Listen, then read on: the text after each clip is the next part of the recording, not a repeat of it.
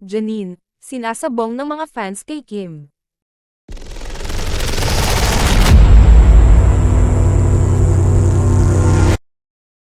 Pinupulutan ngayon si Janine Gutierrez sa ex kaugnay sa isyu umano kay Kim Chu.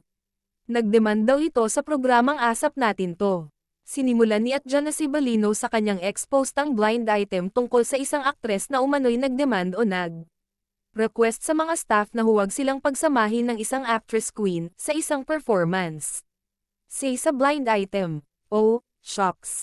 Kung totoo man na ikaw pa yung nagdemand sa mga staff or writer ng isang musical variety show na bawal kayong magsama sa isang performance or hindi mo kayang i-introduce every time magpi-perform si actress queen. Shala mo din girl." Nagbigay ito ng ibang clue sa sumunod niyang post na ang aktres ay galing sa isang sikat na university. Mas pioneer raw si actress queen kaysa sa kanya.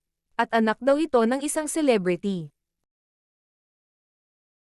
Pinangalanan ito ni @soccer0d at dinawit ang pangalan ni Janine Gutierrez at Kim Chu. Walang basehan at posibleng haka-haka lang kwento pero walang duda na fan ni Kim ang bumabanat. Wala kaming ideya kung nakarating na ito kay Janine o sa kampo nito mismo. Pero bukas ang pahinang ito sa kung anumang depensa, paglilinaw o statement kaugnay sa isyu na ito. Nanahimik si Janine sa kung anuman meron sina Kim at Pao, unfair para sa aktres na maakusahan ng kung ano-ano.